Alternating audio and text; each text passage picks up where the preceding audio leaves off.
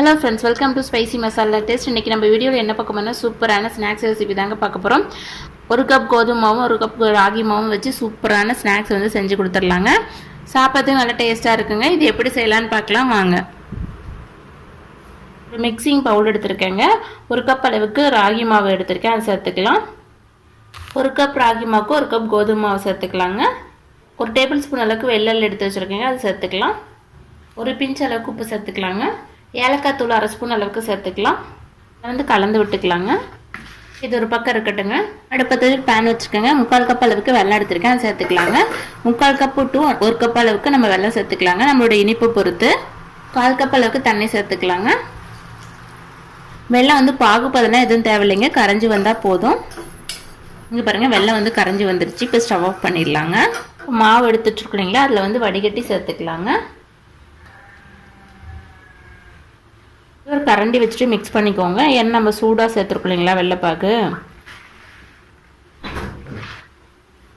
இது பாருங்கள், கலந்து விட்டாச்சுங்க. கை பொறுக்கிற சூடுக்கு வந்துடுச்சு. இப்போ தண்ணி வந்து கொஞ்சம் தேவையான அளவுக்கு சேர்த்துட்டு நம்ம பசஞ்சு எடுத்துக்கலாங்க. சப்பாத்தி மாவு பதத்துக்கு வந்து பசஞ்சு எடுத்துக்கலாங்க. லைட்டாக மட்டும் தண்ணி தெளிச்சுக்கோங்க. பாருங்கள், மாவு வந்து நல்லா பசஞ்சு எடுத்தாச்சுங்க. இங்கே பாருங்கள், நல்லா சாஃப்டான சப்பாத்தி மாவு பதத்துக்கு வந்து பசஞ்சு எடுக்கணுங்க. இது வந்து எண்ணெயில் போட்டு பொரிச்சு எடுக்கணுங்க. நம்ம அதிரசம் செய்வோம் இல்லைங்களா, அந்த மாதிரி சின்னதாக உருண்டை எடுத்துக்கிட்டு பால் கவர் எடுத்துருக்கேங்க. நெய்யோ ஆயிலோ அப்ளை பண்ணிக்கோங்க. கையிலேயே இந்த மாதிரி ப்ரெஸ் பண்ணி விட்டுக்கலாங்க. நம்ம வந்து அதிரசம் செய்வோம் இல்லைங்களா, அந்த மாதிரி தான். பால் கவருக்கு பதிலாக இலை இருந்துச்சுன்னா அது கூட எடுத்துக்கலாங்க. இந்த மாதிரி தட்டி எடுத்துக்கலாங்க. இதை வந்து எண்ணெயில் போட்டு பொரிச்சு எடுத்துக்கணுங்க. அடுப்பத்தில் கடாய் வச்சு எண்ணெய் ஊற்றிக்கோங்க. எண்ணெய் சூடாகிடுச்சு. இப்போ நம்ம செஞ்சு வச்சோம் இல்லைங்களா, அதை வந்து இதில் சேர்த்துக்கலாம்.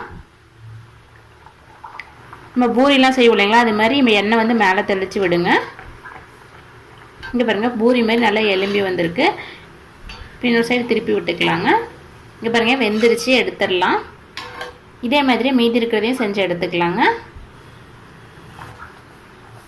இங்கே பார்த்தீங்களா எவ்வளோ சூப்பராக வந்துருக்குன்னு பாருங்கள். இங்கே பாருங்கள், எல்லாமே சூப்பராக செஞ்சு எடுத்தாச்சுங்க. நல்லா சூப்பராக வந்திருக்கு. இதேமாரி நீங்களே வீட்டில் ட்ரை பண்ணி பார்த்துட்டு உங்களோட ஃபீட்பேக் வந்து மறக்காமல் கமெண்ட் பண்ணுங்கள். எங்களோட சேனல் பிடிச்சிருந்தா சப்ஸ்கிரைப் பண்ணி பக்கம் பெல் ஐக்கன் கிளிக் பண்ணுங்கள். தேங்க்யூ, தேங்க்ஸ் ஃபார் வாட்சிங்.